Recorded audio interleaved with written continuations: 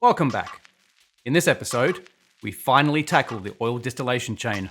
So if desulfurizing, cracking and distilling is your jam, strap yourself in, it's about to get messy. This is Start Technology. Let's get into it. So last episode I talked about how I was having some problems with the fluid locking on these output hatches. It's due to a bug in the 1.19 branch of Start Technology. I think it's fixed in 1.20, so you probably want to give that one a go if you're going to start a new playthrough. So the way I solved it was using the pipes mod, and it was pretty ugly. Yeah, it was a bit of a hack, really. It wasn't that great. I've had a bit of a think about it, and I've realized that if we could use subnets, then that would actually solve the problem as well. And so I've decided to learn how to do that, and that's what you see in front of me here. So a subnet is really short for subnetwork. It's another network that's sort of connected to your ME network, but is kept separate in some important ways. The thing that makes subnets possible is this quartz fiber. So the quartz fiber is made in the wire mill using a piece of nether quartz, and it makes 3 of these. Really, really simple. The quartz fiber connects to your ME glass cables, but it doesn't transmit data, it only transmits power. If we hook up a glass cable and then stick a quartz fiber on the end, place the ME drive there, and then put in an item storage cell, this is now a storage system, but beyond this point here, we can't actually access what's in here. Let's hook up a terminal, and then using that terminal, I'll store this piece of sphalerite dust. So you can see that there's one piece of sphalerite dust in here, there's nothing else, it doesn't have access to the rest of the system. If I place an ME terminal on this side, there is no sphalerite dust. So this can't see this side. What we want to do is we want to make this visible to the main network. And the way you do that is with interface and a storage bus. So what you can do is this interface is now part of this network, and it's a way of accessing the contents of this network. So if we attach a storage bus, anything that's accessible to that interface, which is the rest of the network, is now accessible through the storage bus. So if I hook that up, the sphalerite dust now appears in here. What you probably want to do is set this to extract only. So that way contents of this network can be accessed and items can be pulled out, but nothing can be put in, because you kind of want this to be separate. Or at least in my situation, I do. Here I have an ME drive with a fluid storage cell. It's got interfaces here on these 2 hatches. Interfaces will grab whatever they can and pull them into the storage system. Interface here, this is the connection to the main network. Have a look underneath. I've done this trick here with the quartz fiber. So the quartz fiber is sending the power through, but keeping the data separate.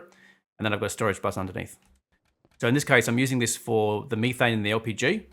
So if I come over here, should see that there is LPG, which there is. It's not clogging up the rest of the system.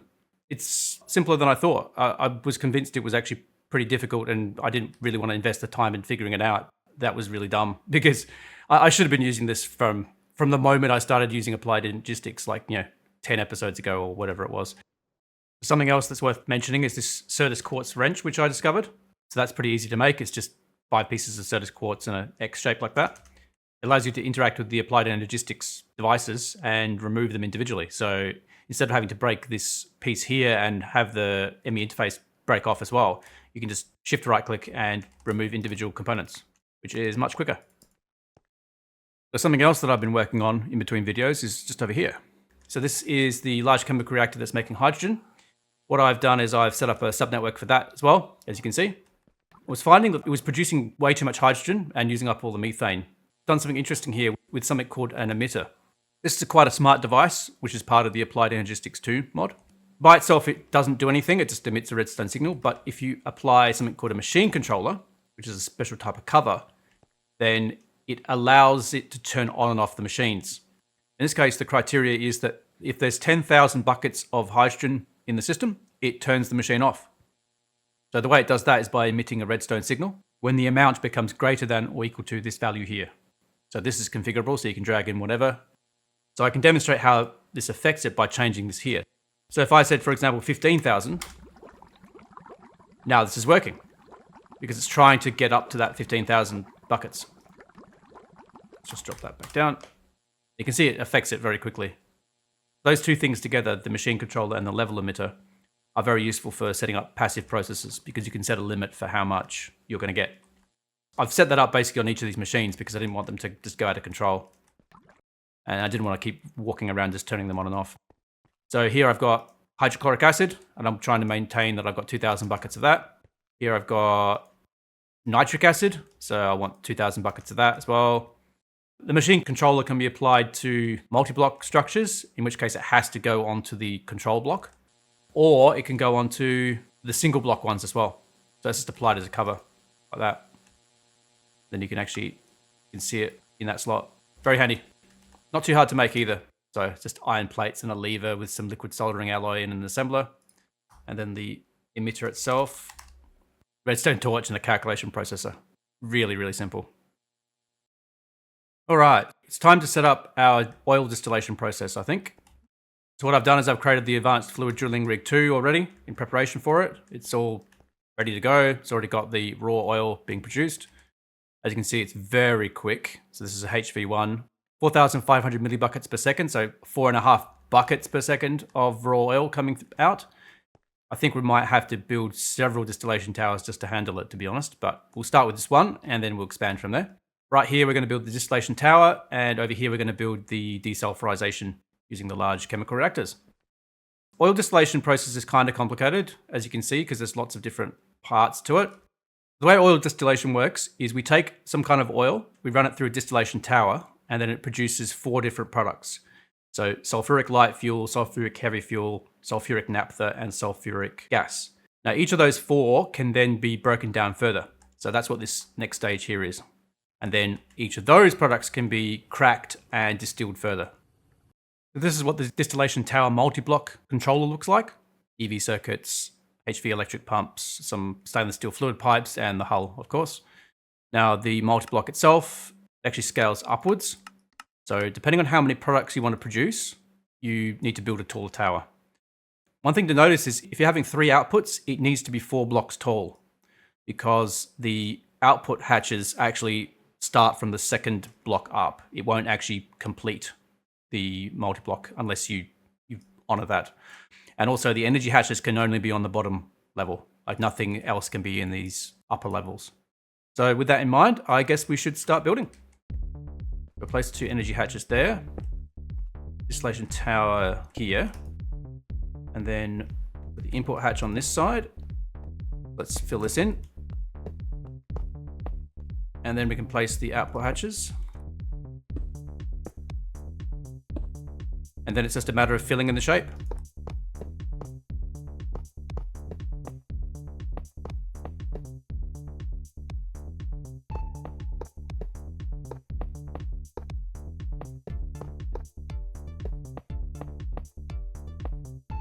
Done.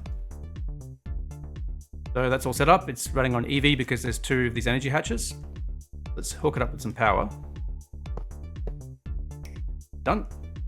Now we just need to pipe that across to there. So I'll just use a stainless steel fluid pipe for that. Done. That's already kicked on. 5 ticks per cycle. And as you can see, each of these 4 output hatches is getting a different output. We've got the sulfuric gas there, sulfuric naphtha, sulfuric light fuel, and sulfuric heavy fuel.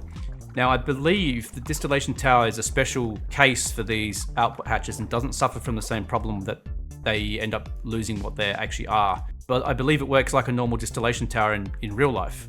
The heavier components that are distilled out are at the bottom and the lighter ones are at the top. So that's why the sulfuric gas is at the top. And then you've got various liquids and then the heavy fuel. So I think we can rely on that. But in either case, when we hook it up, we'll probably use that new trick with the subnet and the interfaces just to make sure that it's going to work. So yeah, that is the distillation tower. I don't think there's anything else to say about it. That's just how it works. One thing to note about the raw oil that I'm using is that it produces a lot of sulfuric naphtha and smaller quantity of gas. So each of the different oil types produces different amounts when distilled. The raw oil, as you saw, it's very heavy on the sulfuric naphtha. Normal oil has much less sulfuric naphtha, but more light fuel and gas from the looks of it. So we need to move on to the next step, which is de-sulfurization. So the sulfuric versions of these fuels are not particularly useful. So what we'll do is we'll react each of those types with hydrogen to produce hydrogen sulfide, which we will recycle and turn back into hydrogen and store the sulfur. And then we'll end up with the normal versions of each of these, the heavy fuel, light fuel, naphtha, and gas. All right, so what we'll do is we'll build 4 chemical reactors along here because we need a chemical reactor for each of these 4 different products. And I just thought I'd create them all kind of joined together. The process of distilling the raw oil to the various sulfuric fuels is actually very slow. So even though it says 1 second there, and we've got it overclocked to EV, quarter of a second, it only processes 100 millibuckets and produces small quantities, 150 millibuckets, for example, the sulfuric naphtha. So in the large chemical reactor, even at EV, it takes 12 buckets of sulfuric light fuel to do the process. And it's going to take a long time for that amount to build up. So there's actually no point us overclocking this. So we'll just use a single energy hatch for each large chemical reactor. Maybe in the future we can upgrade that. But yeah, all right, let's get started. So place the energy hatches here. Hook them up. Next, we're going to place some casings.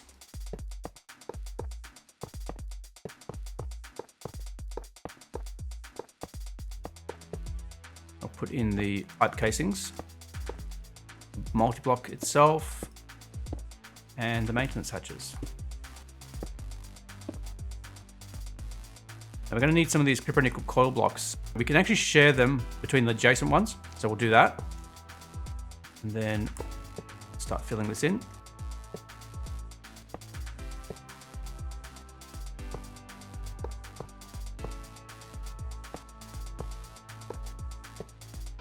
Now we're going to need to place some input hatches as well.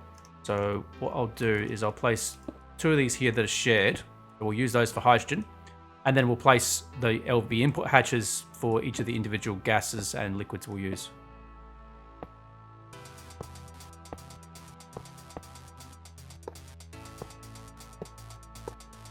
And now we just need the output hatches.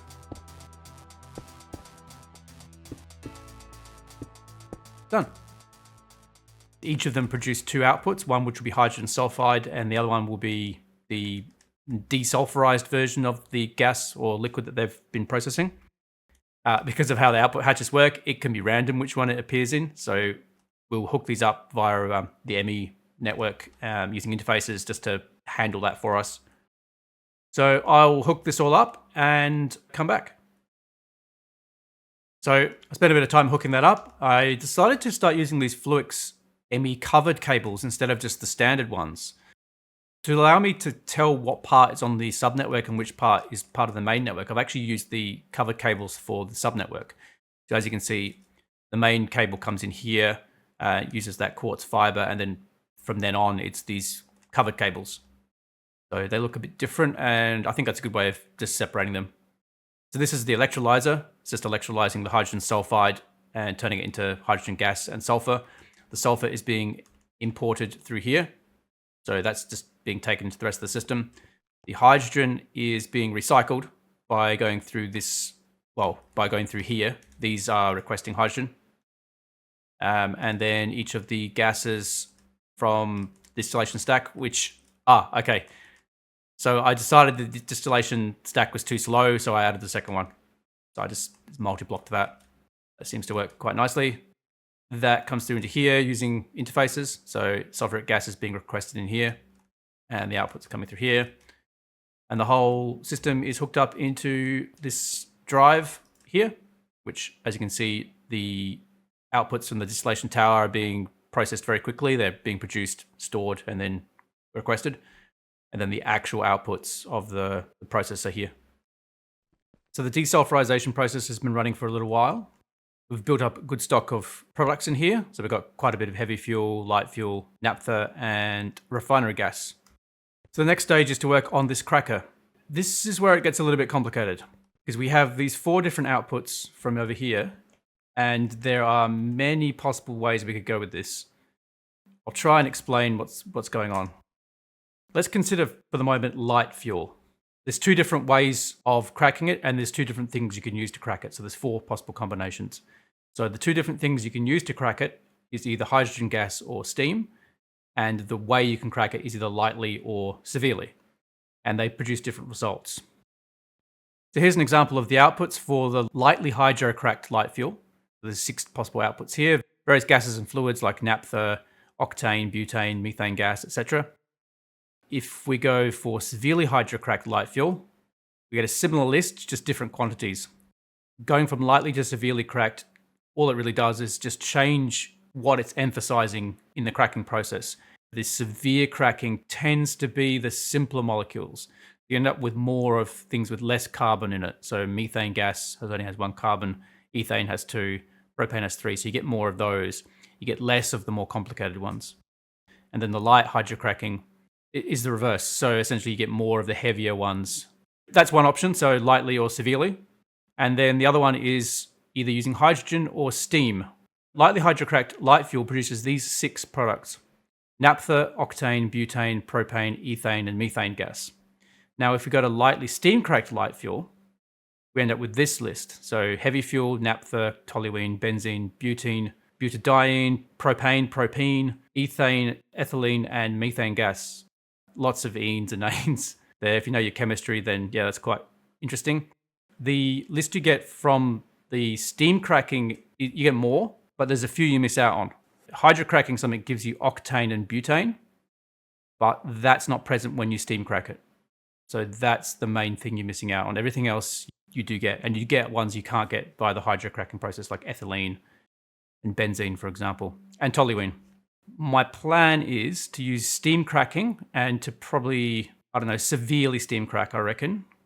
I don't mind not having butane and octane. If I need them later, I'll come back to that. It's configurable, so we can always change it later. The way you configure it is through the program circuit, and the difference is it just takes a little bit longer. Yeah, we can run it for a while, see what happens. The cracker is a multi-block, so that's what it looks like. It has these coil blocks here. Now, it says cupronickel, but you can actually use better coils. Every time you increase the coil level, it uses less energy. I'm going to use nichrome because that's our best one. So we should get a 20% energy saving. Can be overclocked. It's got a muffler hatch, and yeah, it's made of clean stainless steel casings, which is the same thing that the distillation tower is made of, so it's not a big deal. Got a few input buses. It's not a very complicated block. Luckily, because we're going to have to build 4 of them. Not right now, but we'll start with 1. So as you can see, my plans are to deck this out with 3 more once we've done with this. So let's start building. Let's do our thing of putting the energy hatches at the back. Now the coil's in.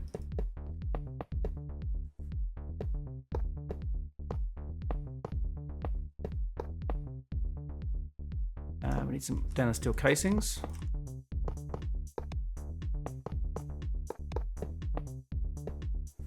Multi-block itself. Auto maintenance hatch. We need a muffler hatch. Some input hatches. Input bus. And output hatch. Done. And so that's ready to go. EV mode, which is great, and 80% energy usage because of the nichrome coils. The big question becomes, what are we going to process here first? We could do the light fuel because that's what we've been looking at. So let's set that up. So we'll import 2 fluids. This will be the light fuel. And this with steam. And then we've got the output bus here, interface on that. We've got some cable on it.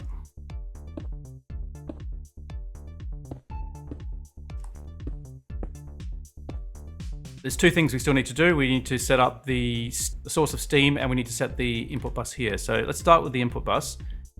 We're going to go steam cracking, and we're going to go severe steam cracking. So we need program circuit 3. So the final thing we're going to need is a source of steam, and the way to do that is with a fluid heater. In this case, I'm going to build an advanced fluid heater 2, just because I've got HV power just close by. It's pretty simple: 4 times Canthal wire, some tempered glass, a few pumps, machine hull, HV circuit, gold cable, all that sort of stuff. Works pretty simply. All you got to do is supply it with distilled water or water, and it will just create steam. It creates quite a lot of steam very quickly, so only 6 millibuckets of distilled water produces almost a bucket of steam. All right, so let's set it up here. What I'll do is I'll put an aluminium drum, get that to export the fluid. Then I'll put a storage bus on that. And then I'll just put a interface on here to import water. then put a pump to import it. And then I just need to hook it into the system. So I don't think that will be able to find any water because this is on the subnet, but I can just craft another infinite water source. Probably easier than trying to do some kind of complicated thing with importing it. In fact, I actually have a spare one. That's handy.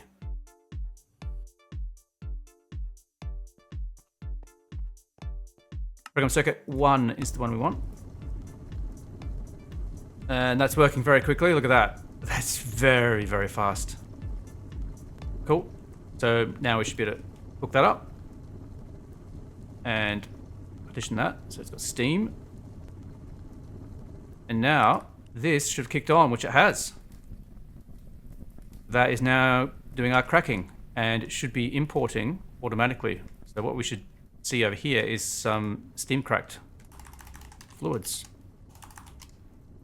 And we do. Severely steam cracked light fuel. We're getting 1 bucket every 4 seconds or so. Which is pretty cool. So that's the cracker. And now we just need a distillation tower behind it to turn that severely steam cracked light fuel into something useful. And then offline, I will build out the rest of these. So this next distillation tower is going to be interesting because it is going to be tall. So we've severely steam cracked light fuel. We are going to need 1, 2, 3, 4, 5, 6, 7, 8, 9, 10, 11 outputs for fluids and 1 output for carbon. All right, so I've got all the parts to make this distillation tower. So let's begin. Start with the multi-block there. Energy hatches at the back. Fill those in. Do an input hatch there. An output bus. That'll be for the carbon. Go up 11. 1, 2, 3, 4, 5, 8, 9, 10, 11. And then I guess fill the rest of that in.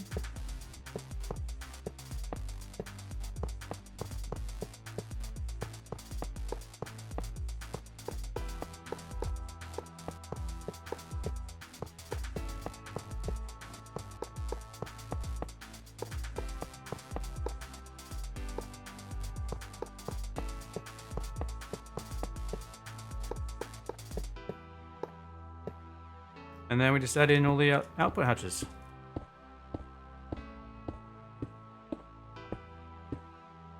Done. And that's happy. All right, let's hook up some power. And put all the interfaces on this thing. It's going to have a lot of them. Oh, it's so tall. Look at that. Ridiculous. I guess that's max height, isn't it? We're not going to be building anything taller than that.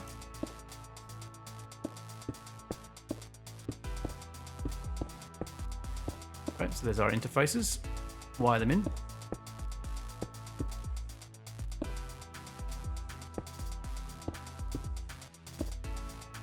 All right.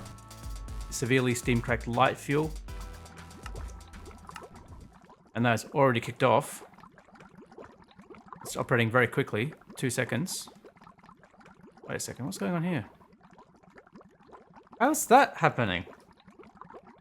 Oh, it's going into the interface, of course. For some reason, I thought it was importing into the network already. I'm like, but it's not hooked up. But it seems like even though the interface is offline, it does actually import. No, that's right. Yeah, because the output hatches actually push it out into whatever inventory is next to it. So that's why that's working. That confused the heck out of me there for a second. But it looks like we've got all the products coming out. So let's just finish hooking that up. Done. So we should see them all coming through into here. The carbon dust is there. Butadiene's coming through. Ethylene. Methane. Let's silence that. Okay, well that's it. That's the whole process. I just need to do that last part 3 more times. But that has opened up a lot of possibility for us because we now have lots of... It's very hard to watch with this jumping around like that. It doesn't look too bad, actually. Glad I decided to try these new cables. Kind of suits the type of machine that it is as well. The purple cables really stand out, whereas that kind of looks like it's part of the machine. Another thing that I did just in between things, just to try something out, is I actually built a compression dynamo. It's pulling naphtha from the other network into this fluid pipe and just feeding it in here. So the compression dynamo is pretty simple. I didn't show building this because it's just really basic. It's an LV machine. Apparently you can run it off tree oil, sunflower oil, all these different fuels, creosote even. Doesn't produce much energy though, 20,000 RF. If you go up to naphtha, we've got 1.2 million RF per bucket. If we need to, we can try and make diesel, which will upgrade us a little bit to 1.9 million. But high octane gasoline and gasoline itself. So we've got options here. Got a few upgrades in here, so it's making 25,000 RF per tick. So it's adding to the power we've got at the moment. Our stock of diamonds has gone way up because we're not using much power, and this compression dynamo is really helping. So we're actually quite fortunate with raw oil. It produces the most naphtha of any of the types of oil. For the moment, I think we're good for power. We'll see what happens when I get around to making the EV energy hatch, I guess. I've been wanting to build this for quite a few episodes. Last episode was a bit of a nightmare. It ended up, obviously, there was a lot of detours and side quests, but now we have finally built the whole thing. Well, aside from those 3 bits, 6 bits. I'll get to that shortly. Okay, I'm done. I managed to finish all the other crackers and distillation towers. In the end, I actually changed my mind about which type of cracking that we'll do. Rather than the severely cracked, I switched to the lightly cracked. So I realized with the lightly steam cracked light fuel, we get more of the things like toluene and benzene and less of the methane and ethylene and ethane. And I don't know what I was thinking, because we have loads of methane and ethylene and ethane and propane, and they seem like easier to get than some of these heavier ones. It made more sense to me to switch to the lightly steam cracked versions. But in either case, I've got them all set up now. So each of the 4 towers is producing basically the same stuff. Still undecided about what I'm going to do with the butane and octane and things like that, because those aren't produced by this setup at the moment. I'll have to figure that out. The other thing I did was I hooked each of these up with a level emitter and a machine controller so that they turn on and off as required. But in practice, these things are actually going flat out anyway, because I think the distilleries are actually a bit quicker. The important thing is we are getting loads of these products now. So I guess what that also means is we can tick off some of these quests. So obviously the cracker we've done, oil byproducts we can officially say that we've done. And now we can go into a few of these. So can we tick that off? Yep, we can finally tick off chloroform. Means we can click off that tetrafluoroethylene, and now we just need some liquid polytetrafluoroethylene bucket, which we can just go grab. Which one is it? This one. Done. That off. Large chemical reactor. Do I have one of those stored anywhere? I do. Excellent. That off. So I think that wraps it up for this episode. I'm very happy that I've got this oil distillation process working. I've been wanting to get that done for quite a few episodes. It's finally happened. It seems to be working well. Yeah, I can tick that off and move on. So next episode, we're probably going to tackle the plat line. We're going to need some of those materials to build the EV energy hatches. So thanks for watching. If you like this content, then please subscribe, and I'll see you in the next episode. Cheers.